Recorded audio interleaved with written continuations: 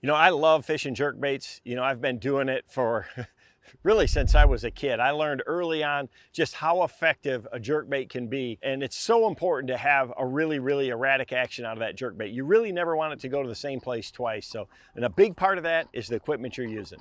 The most important part about fishing a jerkbait, I think, is the rod. You know, I want one that has a handle that's not too long so it doesn't get caught in your stomach or your chest. And you need a long enough rod to make a good cast, and you need that extra fast tip, but a lot of backbone down here. So I want a graphite rod, extra fast tip. My favorite is the 610 medium heavy. This is a GC2. We also make one a little shorter, a 6.8 version of the same thing.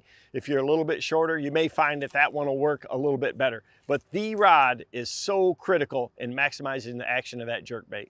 The biggest mistake that I see anglers make when fishing a jerkbait is they don't have enough slack in their line. I mean, they're actually constantly reeling while they're jerking and keeping the line tight, and that just doesn't allow the bait to have that side-to-side erratic travel.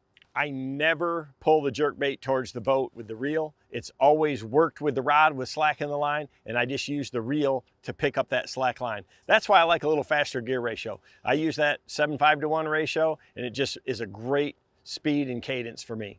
To me, using fluorocarbon is a critical component of fishing a jerkbait. You know, it's real low in stretch. A lot of times I'm fishing in real clear water, and that fluorocarbon is basically invisible to the bass, even in larger sizes. And I'm going to use whatever size that I need to get that bait in the depth zone that I'm looking for. So if that means I'm trying to get a jerkbait real deep, the smaller sizes are really going to make a big difference. I really like to go to 12-pound or above. I mean, if you go less than that, you just start getting enough stretch in it that it really hurts the overall action of the bait. My favorite is 14. I use 14 an awful lot. It really makes that bait jump even on a long cast, and that's what's critical. You know, when you make a super long cast into the wind and you start popping that with that 14-pound line or even 12-pound line, it makes that bait jump. Having the right equipment when you're fishing a jerkbait is the difference between catching a few and catching a bunch.